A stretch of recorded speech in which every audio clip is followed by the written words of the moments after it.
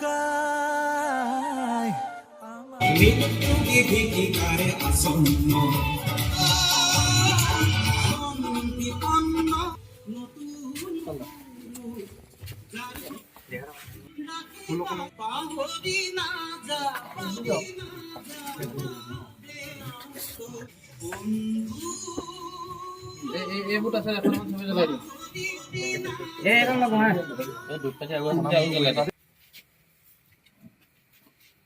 পটাকে জ্বলাবা যে হৈ যাব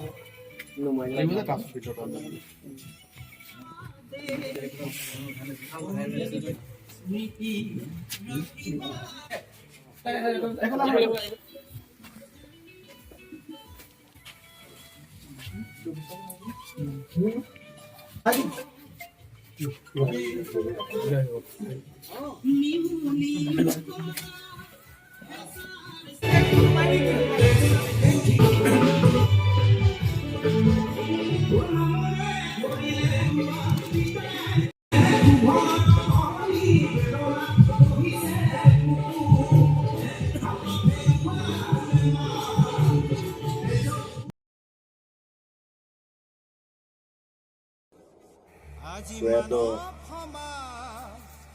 আমাৰ আটাইৰে মৰমৰ শ্ৰদ্ধা কণ্ঠশিল্পী তথা জাতি মাতি ভেটি ভাষা সংস্কৃতি এজন জাতীয় কণ্ঠশিল্পী ৰাজীৱ শদিয়াৰ তেখেতৰ মৃত্যুত আমি আজি এই যুৱ কল্যাণ সংঘৰ তৰফৰ পৰা শেষ শ্ৰদ্ধাঞ্জলি জ্ঞাপন কৰিছোঁ আৰু তেখেতৰ আত্মা সদ্গতিৰ বাবে আজি আমি যুৱ কল্যাণ সংঘৰ পৰিয়ালবৰ্গই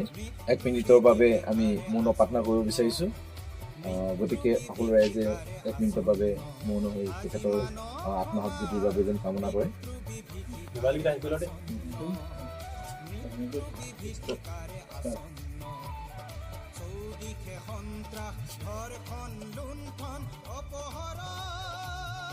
আমাৰ মাজত জীয়াই বুলি তেখেতৰ হৈ আমি এটি শ্লোগান দিব বিচাৰিছোঁ ৰাজীৱ শদিয়া অমৰ হওক ৰাজীৱ শদিয়া অমৰ হওক ৰাজীৱ শদিয়া অমৰ হওক জয় আই অসম জয় আই অসম জয় আই অসম জয় আই অসম